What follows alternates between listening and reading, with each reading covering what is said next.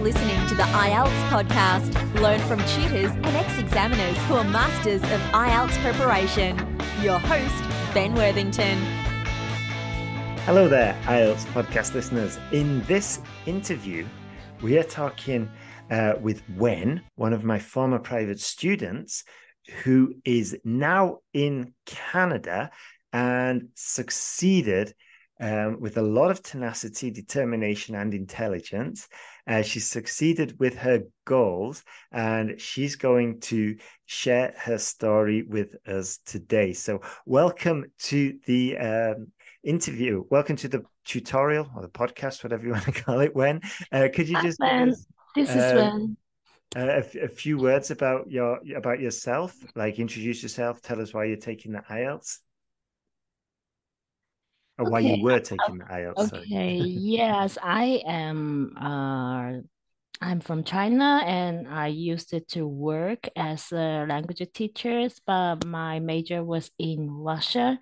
So English for me is far away because I have already been graduated from the university for more than 20 years. I just I just started to learn and grabbed English because of IELTS. Right, I see. And you studied Russian when you were at school, yeah, and you graduated with a degree in Russia. You spent some time in Russia, sorry, and you wanted to take the IELTS exam so you could study in Canada. Is that right? Exactly. Initially, it was my husband's plan to move our family to Canada so that we did a lot of research on the immigration plans to Canada.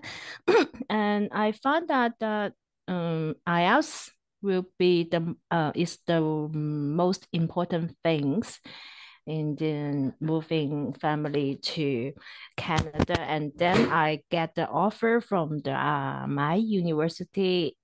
It is Simon Fraser University in Canada. So that I have to pass IELTS and with overall 7 and no points lower than 6.5. Right. So pass lower than Okay. 6.5. That's very high score for me and then my husband thought that I maybe could not be able to catch that goal. Maybe we can change our plans or to a less prestigious university require less scores. But I insisted so that it took me about a few months to do the preparation for the IELTS. Yeah, and what scores did you get the first time you took the exam? At the first time I took it on the end of 2022, it was very low, overall 6, with writing 5.5 and speaking 5.5. So obviously I could not have go to that university. And then then I find that my weakest point was speaking and writing. Then I looked into the internet and I got to know Ben's podcast. I kept listening to it for about 1 month and noticed that if I can improve my English, I should have registered on their website. Right. Okay. I see. So you were the first time you took it, you got writing 5.5, speaking 5.5. Do you remember what you got for the reading and for the listening? For the reading and listening, I got the 6.5. It will be meet the requirements in our university, but unfortunately not the overall score. So it's a very strict university. I can not be lower than 6.5. Okay, you couldn't. Okay, they wouldn't accept anything lower than a 6.5 in any of the sections of the exam, right? Exactly. It was very frustrated when you could not catch the scores with credits by the criteria of your dream university. On the other hand, I am also a language teacher. I noticed that I could not have prepared IELTS myself. So I should require some help online or from the other organization. But in our faculty, in our organization, there was also an English native speaker, but the fee was very high. So I could not offer to pay him more than $100 an hour. Wow. Okay, that is steep. Yeah. And you said as well, if I remember correctly, you also used an agency once, didn't you? I think. Did you use Yeah, like, yeah, what was? absolutely. I use agencies in China, but they are the Chinese teachers teaching IELTS, and they provide the standard online lessons. It is not a customized lesson. So Oh, yeah, I can see the result will not be able to aim to my personal goal.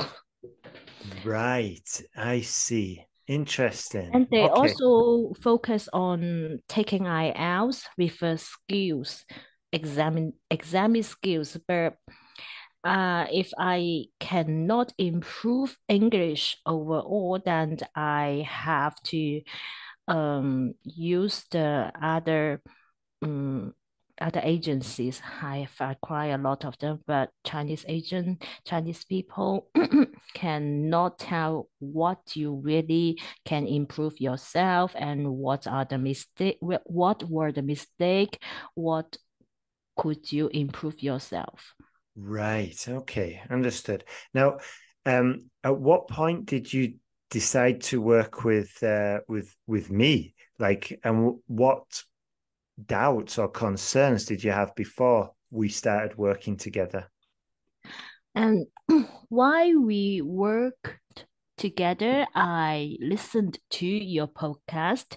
They are all for free, and you offer so many materials online. I downloaded it, I read it, and I find that you are the person maybe who can help me with writing and speaking because it's most limited, especially when you I was a lack of English environment in China.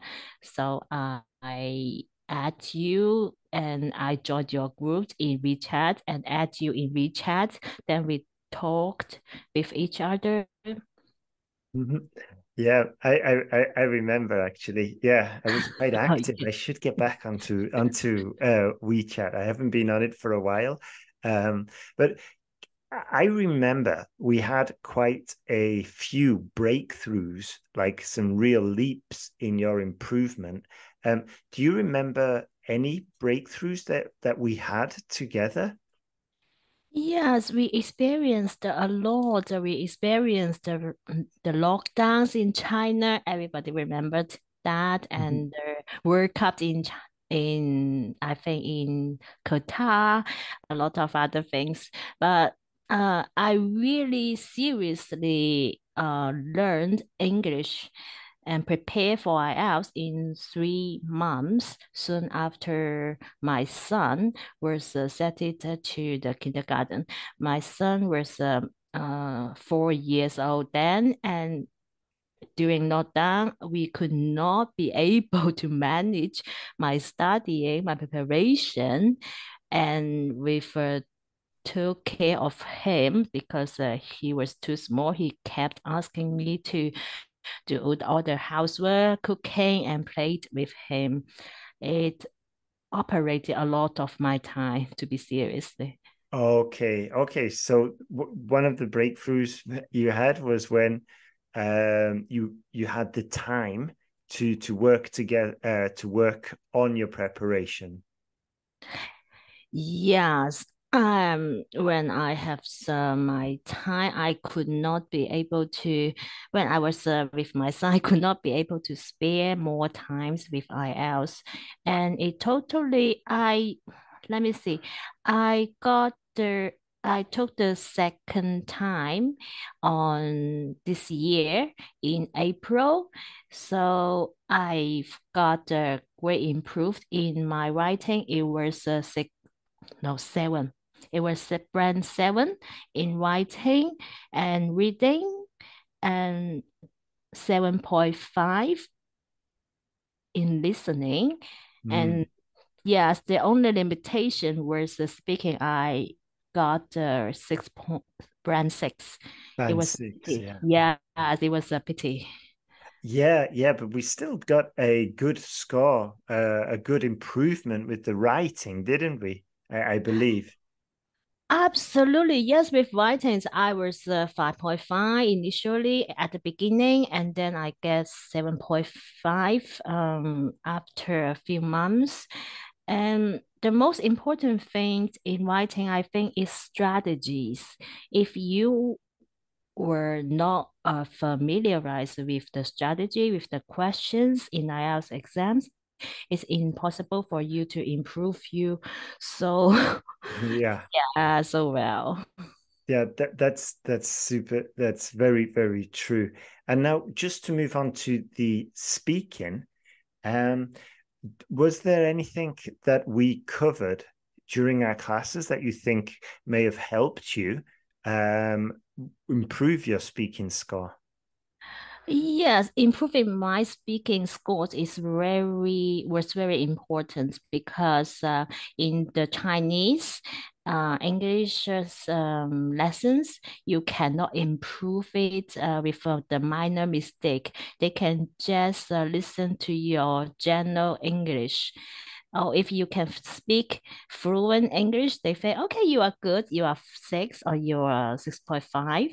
But with Ben, you know that Ben used to tell me that we should not miss the S to demonstrate plural, and we cannot miss they, their, and I think it's the very common for the Chinese student to miss the preposition or misunderstood any articles.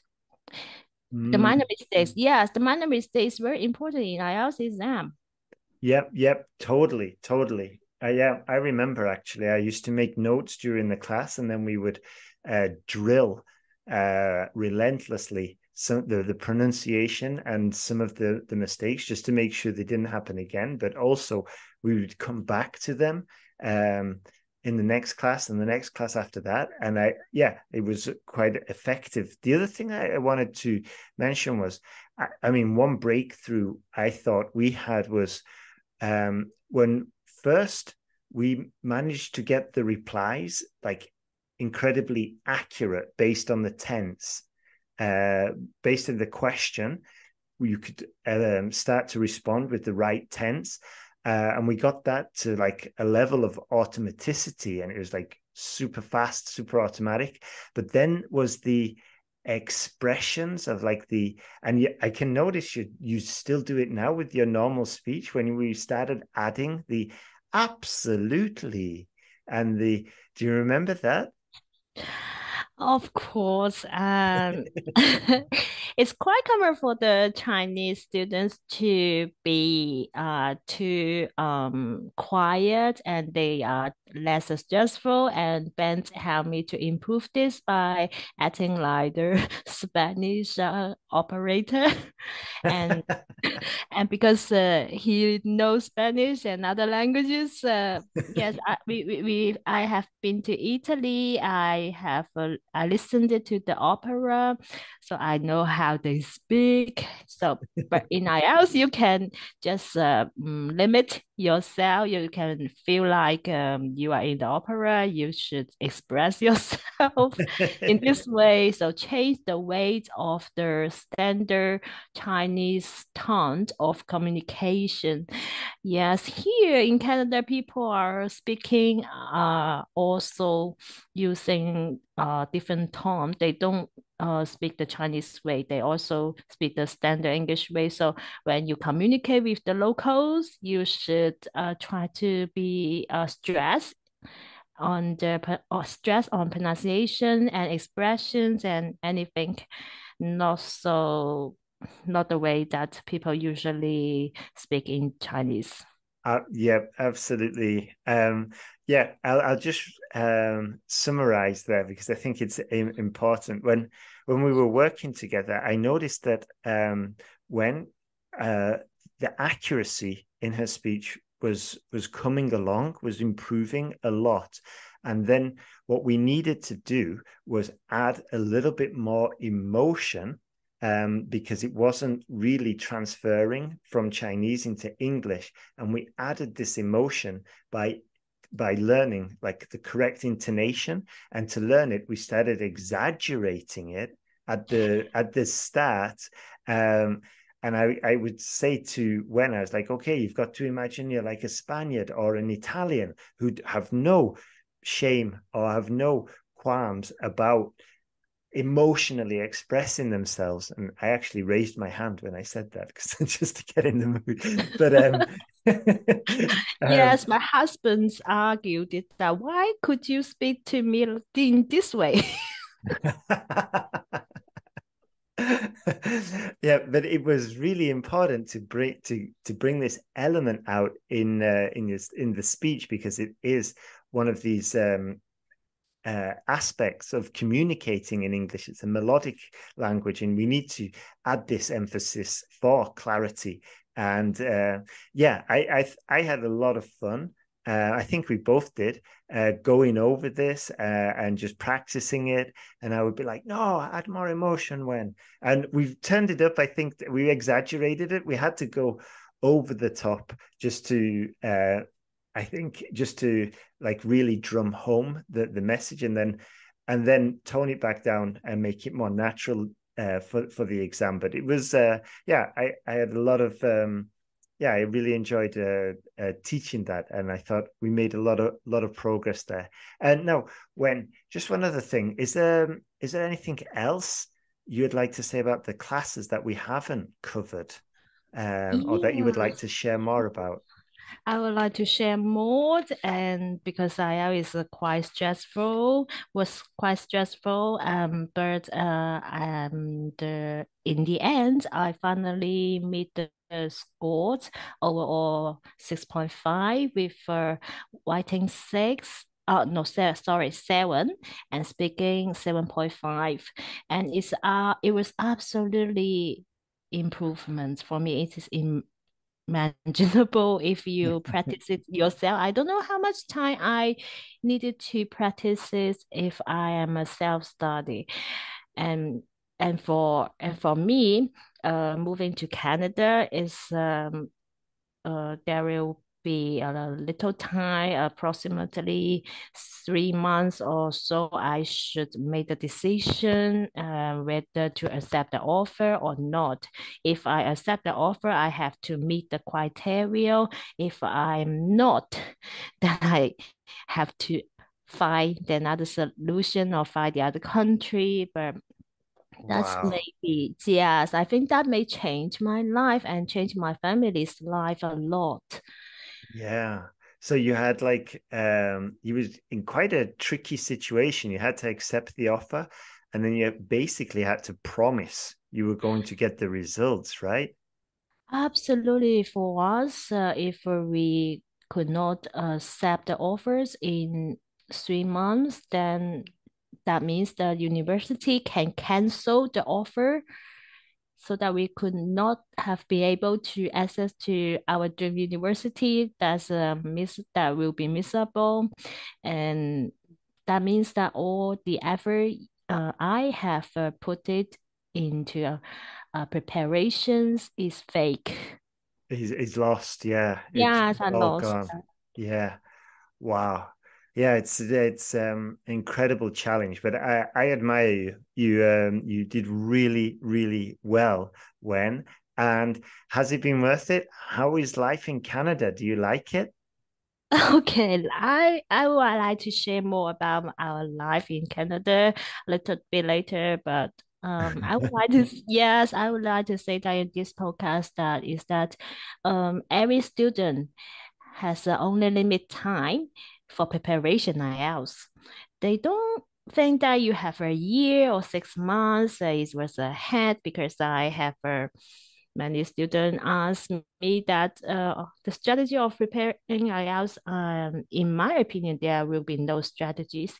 If you want to improve your English in all levels, in listening, reading, and writing and speaking, and you cannot be able to improve it yourself. You need to find the trusted people to prepare for it.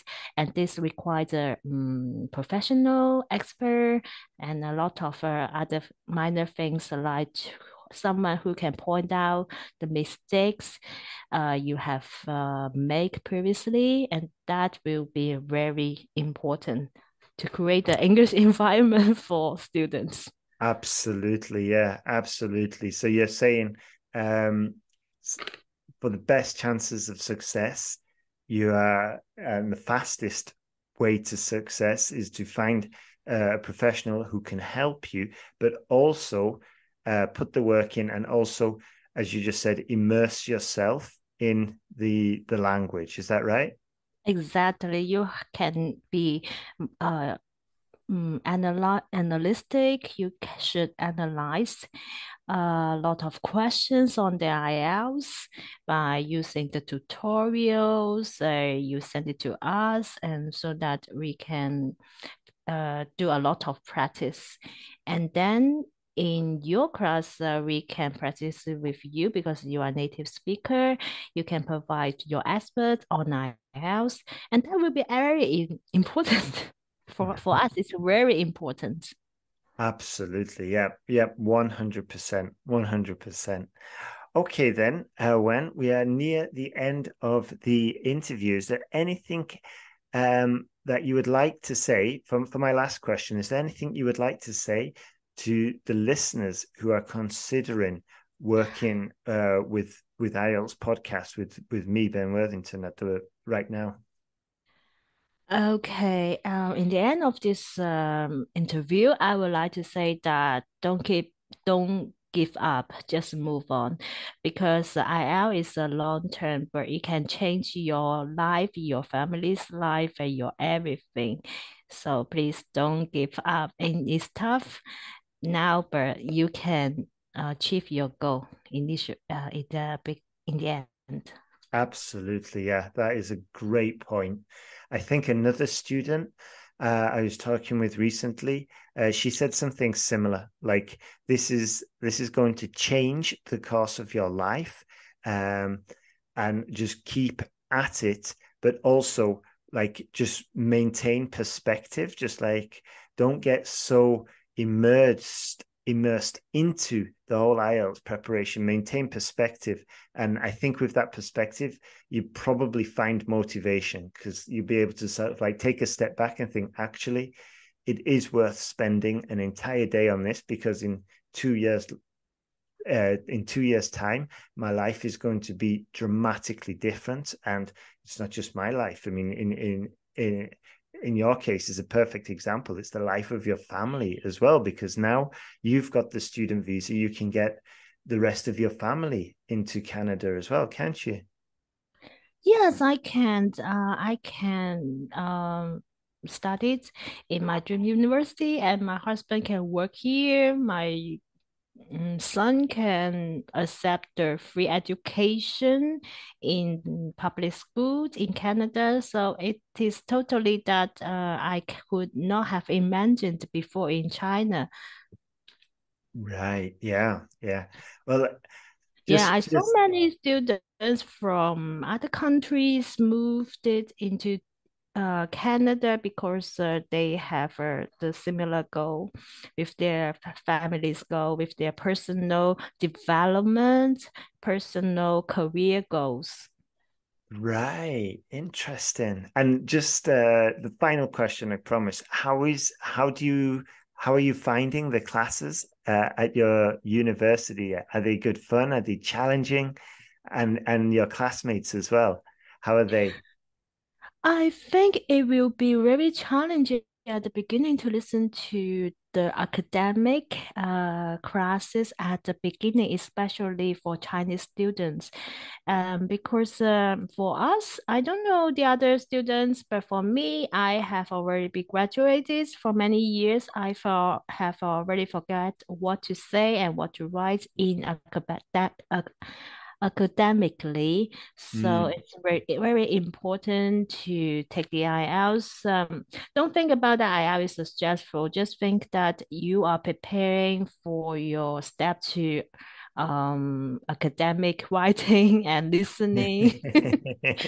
Yes, many Chinese people use the recorder to have to record what the professor say. But for me at the beginning, I can only catch up 60% of the lectures, and now Oh, we just improve it step by step. Even though I got the 8 on listening. I see. Okay, so you're saying like the IELTS is almost like your preparation course for the university, but even then when you're at the university, you still got to keep on moving because of the different accents of the tutors, the professors. It's just it sounds like an insane learning curve. Of course, if you think that IELTS is challenging, then listen to the courses at the university that will be even more challenging. And I have told you that I need to read 100 pages of academic writing books Wow. during the weekend. So it will be very challenging when you enter the university stage. But on the other hand, with the certification, you can improve your career, improve your personal perspective. In Canada, maybe even in China, they are both useful. Absolutely, yeah. That is a great point to finish on. So thank you very much, Wen. And Yeah. for the listeners, if you are considering it, private classes, we are now open. We'll be open for a couple of weeks. We're going to accept a couple of students, and you can get more information about that when you visit us at IELTSPodcast.com. So thank you very much for listening, and have a great day. And just remember, just keep on moving forward, and you will get there.